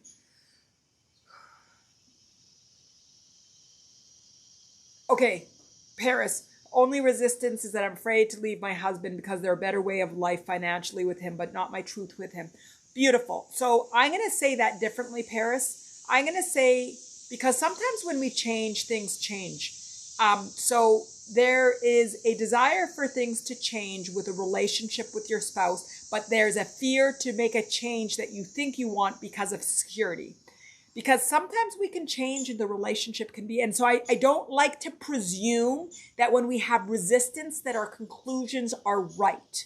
Can you tell me, Paris, if that resonated with you or if it offended you? Because I want to make sure that you get my interpretation right. Good. I don't like when we have resistance to believe that our conclusions are right. Just like earlier, wasn't it? Sometimes you guys, because we go so quickly, who was it? Was it Sharon? Was it you that with work? Who was it that said it was work stress? And it turns out it's the story from birth. Sometimes we blame our partners for resistance we're feeling, but the story is different. The story is different. So if you can recognize the emotion and the physical resistance and recognize the stories, but be allowing for the universe to guide you to what is right when you're resistance free. Farnaz, I don't care if you said body or stories. It doesn't matter. I was just trying to figure out where you're all at so that I can get the story right. So Paris and Farnaz and all of you, Ray is my resistance to accept. Okay, beautiful. How do you become resistance free? Sharon, we're doing it. We're doing it. Deborah's with Paris. Yeah, a lot of us that are in relationships, we think that the answer is the end of the relationship, but we're fearful of security. Then we leave our relationship, we're still fearful of security. And so, okay, we're going to go into a meditation. We have one on emotions. A lot of these things are big, and we will get to them together. We are going to get to them together. We are going to make decisions from alignment. We are going to recognize the conditioning that we're in and then realize whether the partner that we picked was supposed to stop at this point, or when I grow, the relationship transforms and that I have another spurt with it. And I feel when I get the sense of security independent of the relationship. Okay? Okay? Paris, I'm allowing universe and what paths are laid in front of me. Beautiful, beautiful, beautiful. I don't like the preconceived conclusions when we have resistance. I don't like the preconceived conclusions because it's filtered and distorted from resistance. We need to get resistant free on the sense of security and worthiness and freedom, and then the calibration to truth will come, and it becomes easy, and it flows, and it comes from truth. And in no way is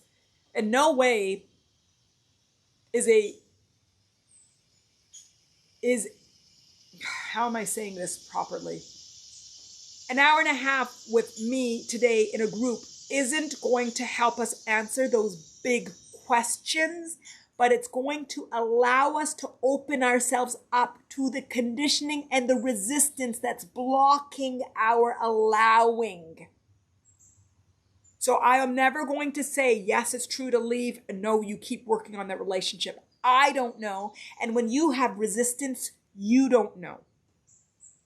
And when he has resistance, you don't know either.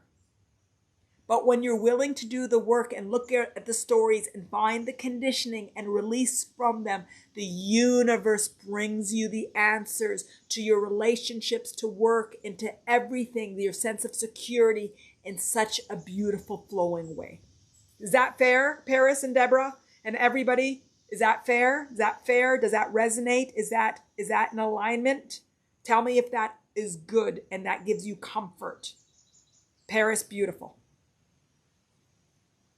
And Deborah and Ray and everybody, we're going to work together to get alignment within our bodies to allow our truths to resonate.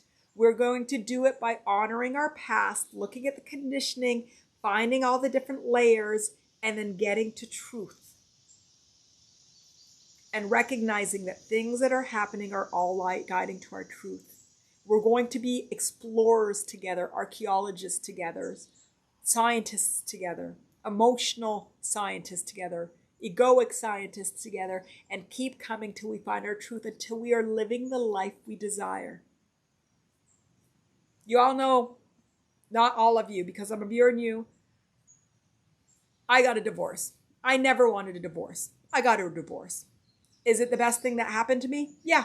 Is it sometimes the worst thing that happened to me? Yeah. I've got that story.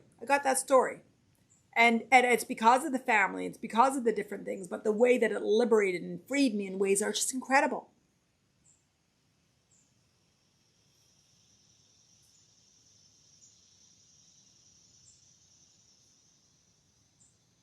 And you don't want, exactly, Deborah. And the answer isn't always a divorce. It isn't always. It is sometimes, but it isn't always, because if you still have the story and the resistance with you, it's not going to go away. So it's, what are you going to do with it all? What are we going to do with it all? Okay? I hear you, Deborah. Okay. We're going to go into our bodies. We're going to keep working on this together. All of you join Attaining Your Authentic Life. I'm going to type it in the window. Attaining Your Authentic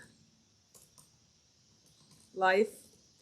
Thursday, between today and tomorrow, I'm going to make something for next week. A few more live streams. I always try to have 2 or 3 in the queue, so you guys know when they're going to be. I think I'll do something this weekend, probably on Saturday, actually. So keep your eyes out for that. That's not a lot of notice. Today's Tuesday, Wednesday, Thursday, Friday, Saturday. Yeah, I think I'll do something for Saturday, maybe Saturday morning. I love you all. I'm going to say it again after the meditation, but I love you all. Some of you might have to leave we're at 1 hour and 37. Valerie, beautiful. I won't see you Thursday, but we'll see you Saturday. I love you all. I love you all. You are all brilliant. We all have amazing lives. We are creators. We are dream makers. We are fulfillers of our destiny. We are going to be empowered to create the life that we desire together. None of our external life's conditioning is going to limit us from the desires and the deepest desires and dreams that we have. Anything is capable. Anything that you see any other human has created, you can create too. We can all create whatever the heck we want. And it starts with calibrating to the truth of our freedom, our worthiness, and our self-love. It comes to calibrating to the beauty of who we are internally, because we know that we're supported by the universe.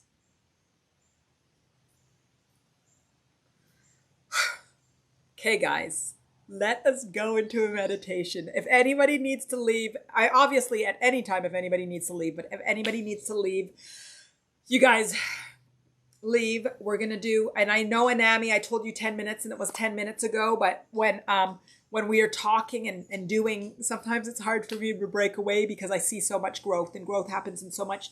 I do love our meditations. Paris, beautiful. You guys all draw this out. Beautiful. Leanne, I am filled with hope and I'm smiling. Beautiful.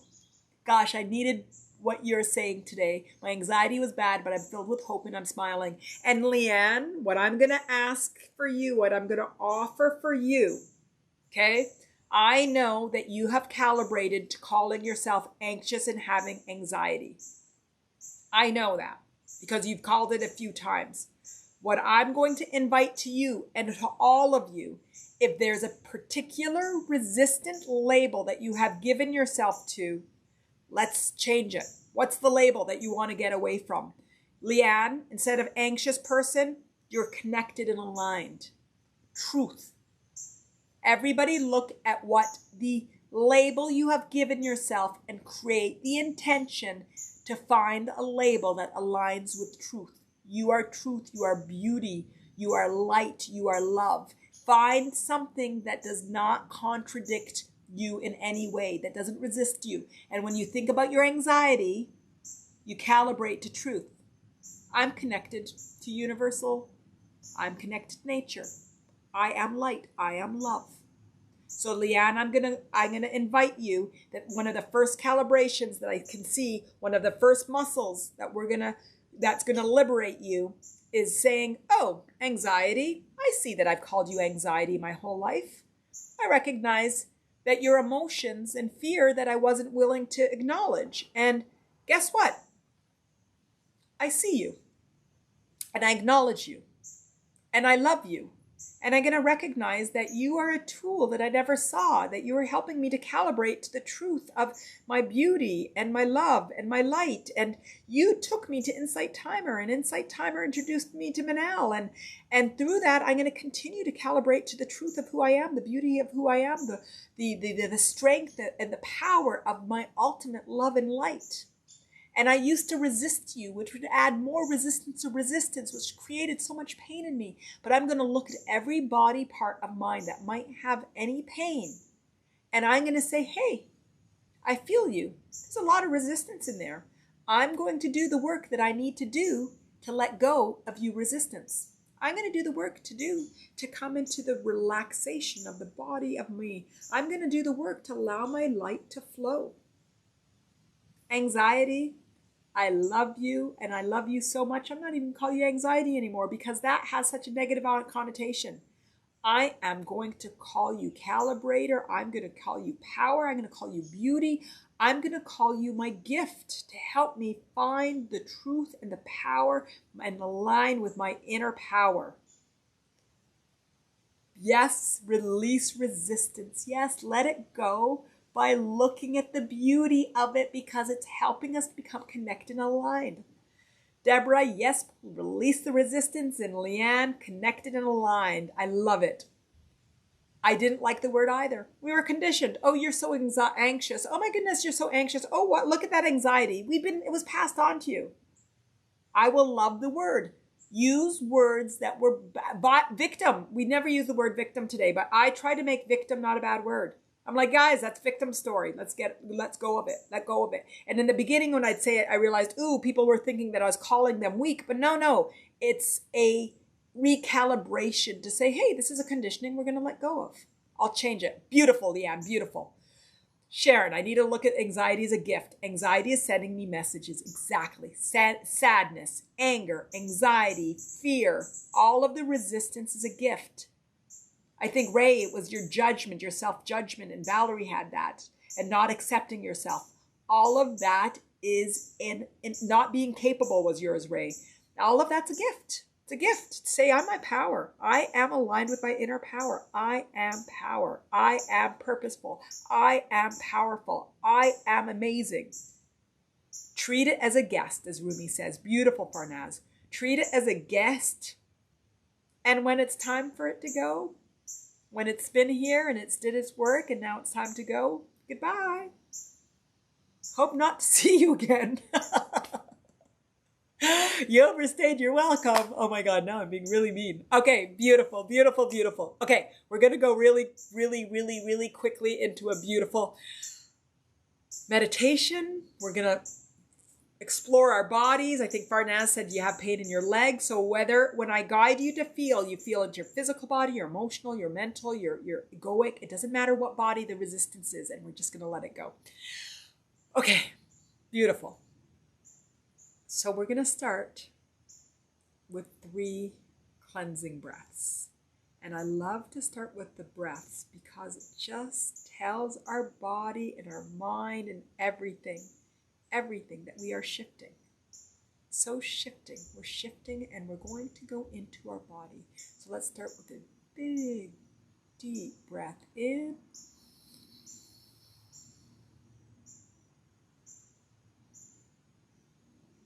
And release. Second deep breath in.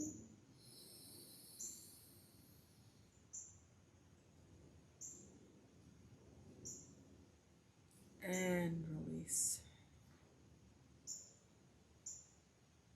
And a third and final deep breath in.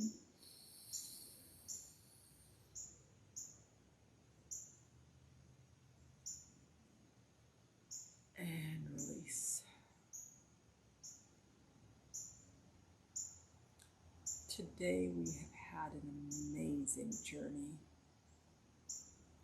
to help us to recalibrate to the knowing, the absolute knowing that our stories and our conditioning and all of our physical body, emotional body, mental body, and egoic body is a gift to calibrate us to truth. That we recognize that everything that's happening or happened and will happen in life is a beautiful gift to help us to calibrate to the truth of our freedom, our worthiness, and love. Absolutely unconditional worthiness, freedom, and love.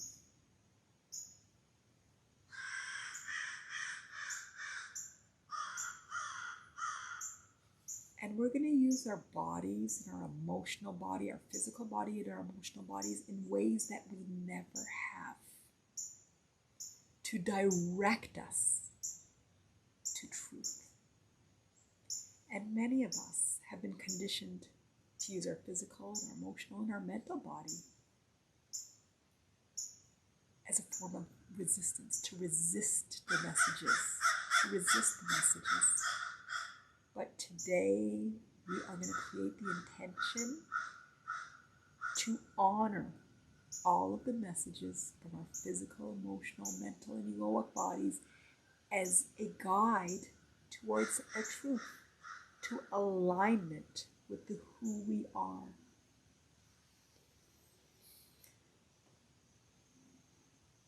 So become aware.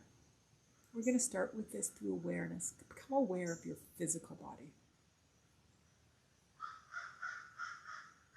If there's a physical location that's calling out to you, like your legs, your abdomen, your shoulder, if there's anywhere that you have chronic pain, or if it's all over self-judgment, you just decide if you want to look at yourself as a whole body,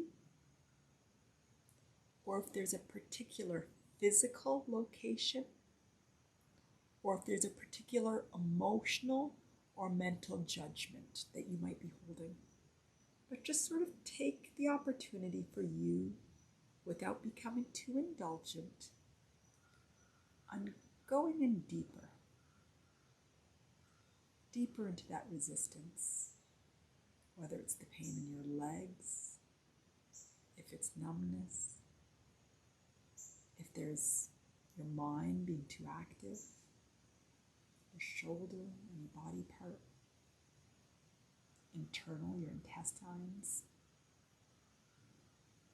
Sort of go deep, as if you're just go deeper and deeper and deeper and deeper until you feel like you're immersed in that area, in that body part, or your whole body, or your mind, your egoic layer, your emotion, that emotion, if you're going into an emotion, just become immersed in it. Now start to explore it. Just say hi. Recognize that you're going to hold it from a place of love and honor and celebration.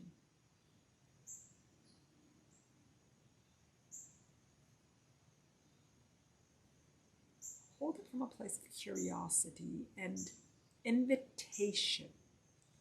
An invitation of that body part, that emotion, that mind, mental thought, that egoic limitation.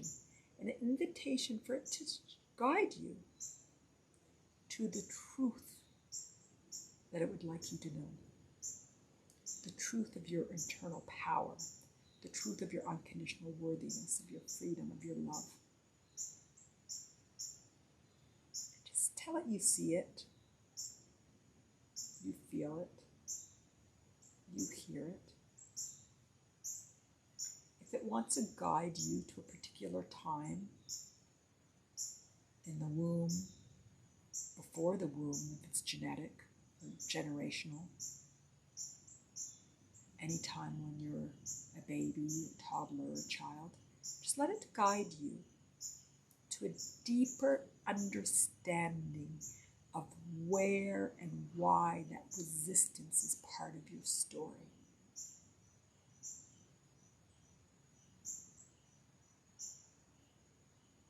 And when you see yourself at that age, the womb, before any of your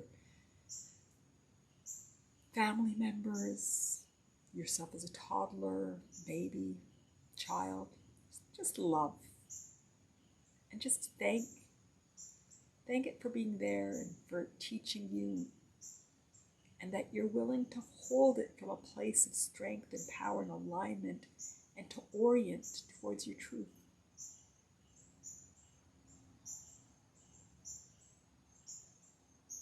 Watch as you could start to shift from holding resistance to that resistance, whether it's physical or emotional or mental or egoic.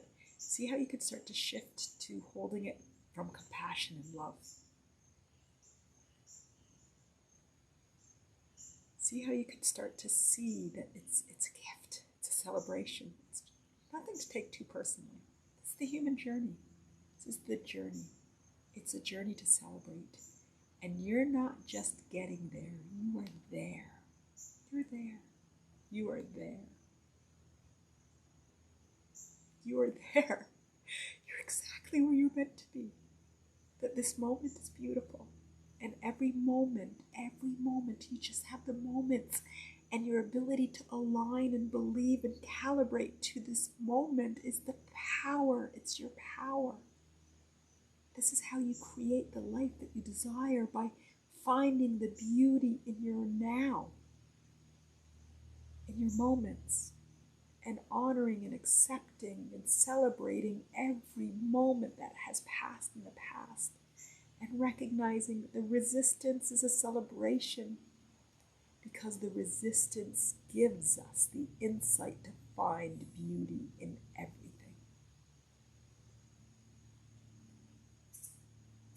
And at this point, if you see any resistance, if you feel it, just let it go. Just let it go, and your body knows what to do. You can do many things if you want to shake it off. If you want to physically hold it on your shoulders or your heart, wherever it might be, your back, your intestines, your abdomen, just physically hold and take it and throw it back to the light. Send it back to the light, back to the light. Sometimes I imagine it as fireworks, or if you want to take a deep breath in and just let go. Let go of all the resistance. If you want to name it from the physical location, if you want to name it an emotion, or if you just want to just say, let go of the resistance. Take a deep breath in. And just let go of all the resistance that you released, you're connected with. Just release, release, release, release. It is in your power. Once you recognize the gift of the resistance, it's in your power to let it go. And that's thoughts that you don't care for. It's emotions that are not aligning with the emotion of unconditional love and happiness and bliss and joy. That's any physical tension, any physical sensation can be let go through the power of your intention, of your mind, of your alignment to truth. The power that you hold in your whole being is unlimited. And you're going to start tapping into that unlimited, unconditional power because you can. And just the creation of that intention enables it. Because you can, because we can, because it's the beauty of being a creator in this world, being the actor of our world.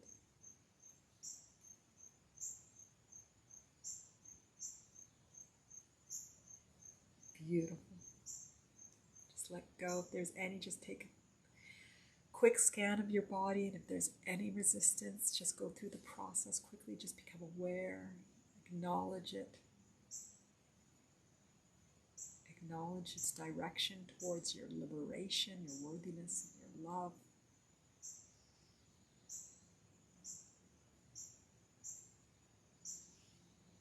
appreciate it, and say, I'm going to hold you differently than I ever held you, and I see the beauty that you are, and I recognize the power you are.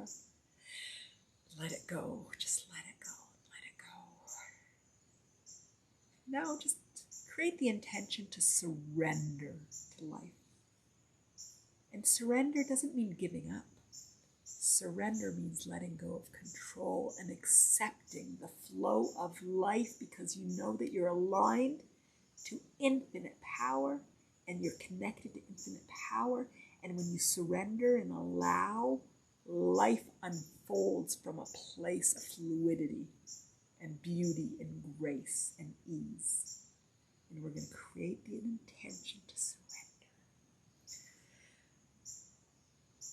Beautiful, beautiful, beautiful. At this point, just imagine the light of the universe divine just entering the crown of your head and going through your forehead, your head, your throat, and anchoring into your heart and just exploding with beautiful love and light. Any resistance, just allow it to flow in a time that's best for your highest good. And you recognize that this is a journey of us calibrating to the unconditional truth of who we are, and we are going to celebrate that journey. Now imagine light coming in from the universe, the divine earth, going through the soles of your feet, through your calves and your knees, and through your thighs and your pelvic area, up your abdomen, and anchoring into your heart. And again, just exploding with beautiful light, and letting go and moving any resistance that's best for your highest good. Any physical resistance, emotional resistance, mental resistance, any limiting beliefs. And just trust that your journey is journeying beautifully, just as meant to be. And that you're supported and you have all the tools that you need to create the most beautiful, amazing life that you desire, regardless of your past. And we have infinite access to the power of now, which is unconditionally beautiful. I'm going to pause for just 2 minutes, give you the opportunity to allow all of this to integrate and create any intentions that you have for the beauty of your life, for the allowing, the acceptance, the surrender, the celebration of your amazing life. I will pause and call you back.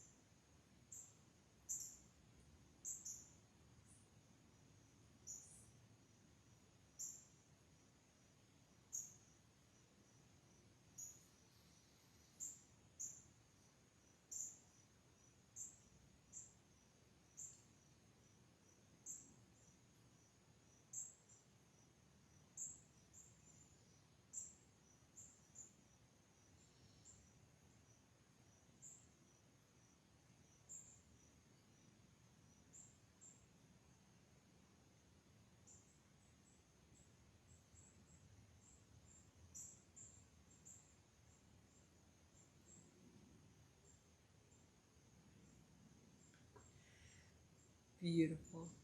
And at this point, put your thumb together with your index finger and your middle finger. And just create the awareness that you have access to feel this way at any moment. And by just putting your thumb with your second and your third finger, you just recreate within your mind. Rewire your system to know that when you do that, you create the intention to calibrate back to this feeling, to this truth, to this alpha zone. And that you can create a deliberate intention to recalibrate to this feeling through intention. And this physical movement of putting your thumb with your second and your third finger will help accelerate yourself to getting into alignment, to getting back into this alpha, and to feeling the truth of who you are. Now I'm going to count to 3, actually to 5. And at 3, open your eyes and just come back into the virtual room. 1, 2, 3. Open your eyes, come back into the world. 4, 5. Sharon, I'm glad that you enjoyed it. This is fabulous. I have tears flowing, beautiful. Many of us haven't explored our emotional bodies and our physical tension in a way of recognizing that it's a body and it has a voice. I compare it to a toddler sometimes. What happens when we don't give our toddlers attention? That they just act out and they have tantrums and they do all they do and all they need is attention.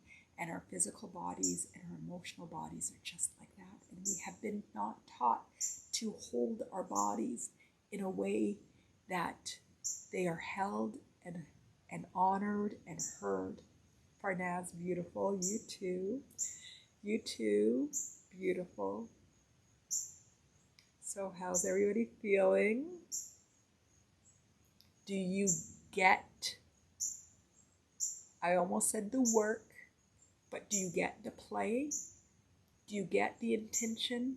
My intention, Mattain, this is what I call Mattain, aligning with your authentic self, attaining your truth, finding alignment with who you are.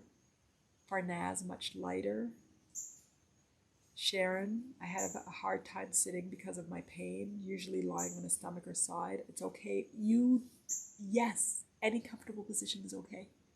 Anyway, I do yoga, and my yoga teacher likes us to do yoga nidri, and we lying back on our back, and I actually don't love it. I like to meditate sitting, whatever way, just get comfortable.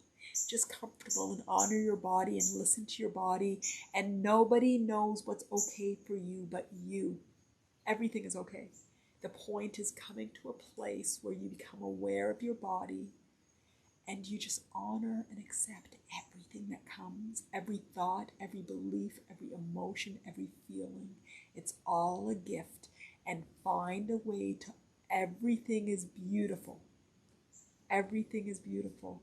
And Deborah, it's let go. If you let go, it's let go. It might take a while for you to calibrate. There might be old thoughts and conditioning that you've patterned yourself into, and you just look at it kindly and lovingly and just acknowledge it and just say, oh, I see you, but I've created an intention to move past. I see you, but I've created intention to calibrate to truth. I see you. I see you and I love you. But I'm calibrating to my unconditional worthiness and freedom and beauty and love. But you have let go. You have let go. You have let go in this moment. You have let go. But conditioning will bring up stories, and it's all part of the journey. It's all part of, you guys, what are we going to call it? Because we're not going to call it work. So if anybody has a good name for it, all part of Mattain, it's all part of the play, it's all part of the process, it's all part of life. It's all part of life. And it's all part of us calibrating, unconditioning, being. It's all part of us being. We're going to redefine being. It's by accepting, it's by flowing, it's by loving, it's by experiencing. It's all beautiful. It's all beautiful. Kim and Farnaz with amazing, beautiful hearts. I love it. Beautiful. So everybody feels good. I'm excited about Thursday. You guys know I always say excited about topics. And Deborah, experiencing exact what? Did you hit too quickly? Experiencing what? Thursday is emotional body. So we're going to come in straight at the emotional body. So today we're talking about conditioning. So conditioning is more, I think more on the egoic level. It's more of the stories that have been come in from our beginning. So it's really more on the egoic and coming back and recognizing that the situation of my birth made me adopt beliefs that aren't untrue. and finding and aligning to the new truths. On Thursday, we're going to come in and approach all the work, I called it work again, the journey through our emotional body. We're going to come in through our emotions. So we're going to talk about anger, and we're going to talk about, experiencing. Oh, beautiful. We are experiencing. Thank you, Deborah. Thank you, Deborah. You're saying we're experiencing, not the work. Exactly. Beautiful. We're going to talk about our emotional body. So we're going to come in from the anger. You know, one of my coaching clients, explosive anger, her whole life, explosive anger. And how do you honor that? And how do you recognize that there was something in there for her magic to come out through the anger? And the only way for her to release that explosive anger was through honoring it, accepting it, recognizing where it came from. Sadness, we'll talk to sadness, we'll talk to depression, we'll talk to all of the emotions, and come into a place of doing what we did with the anxiety today, honoring it, loving it, and seeing what it's opening us up to. Beautiful, beautiful. You guys, we did 2 hours today. We're at 2 hours, 6 minutes and 56 seconds. So I appreciate all of you. I love you all. You are all absolutely incredible. You all give fuel. Sometimes I talk to the camera with nobody there, and I can tell you it's just not the same as when you're all here and you're engaged in your energy. So I appreciate every single one of you. Those of you that contributed and spoke and asked, and those of you that didn't, but are here and you're growing and you're loving. Farnaz, thank you so much. And I really love your new picture that you have on there. So that's a new one. It's really cute. And I like the purple and the red. It's so vibrant and lovely. Thank you all. You are all brilliant. You are all beautiful. You are all inspiration to me. Deborah, I look forward to meeting you again too, and everybody else as well. First time here, only came in the last 20 minutes. Namaste from Vegas. Beautiful. It's Scarlett O'Hara. I didn't realize that. Farnaz, it's beautiful. I love it. At first I'm like, wait, is that Farnaz? And then I'd like, yeah, your tone, you talked enough that I knew, oh, that's my Farnaz. That's the Farnaz that I know. So I wasn't sure at first that was you. And I'm like, no, that's her. That's the girl. Sharon, thank you so much. I really appreciated you and your speak and your talk and your everything. You are all brilliant. We're all brilliant. Thursday, I'll see you. If not, like I said, I'll schedule something for Saturday. I think I have to look at my schedule. If not, for sure next week. I go through mornings, sometimes afternoons. I haven't done evenings yet because I'm scared of how I'll feel in the evening. But anyways, fear, guys, I have fear too. Love you all. You are all amazing. Excited to see you everything. Follow me if you don't. Join the group, Attaining Your Authentic Life. Talk about how you feel before, during, and after today's live stream. Do the preamble for any live stream coming up and sort of get ourselves ready, get those emotions. Let's grow, not through suffer and struggle and difficulty. Let's grow through awareness. Let us grow through awareness. Ray, I always love to see you and your two beautiful smiling faces. Thank you, everybody. My love, always.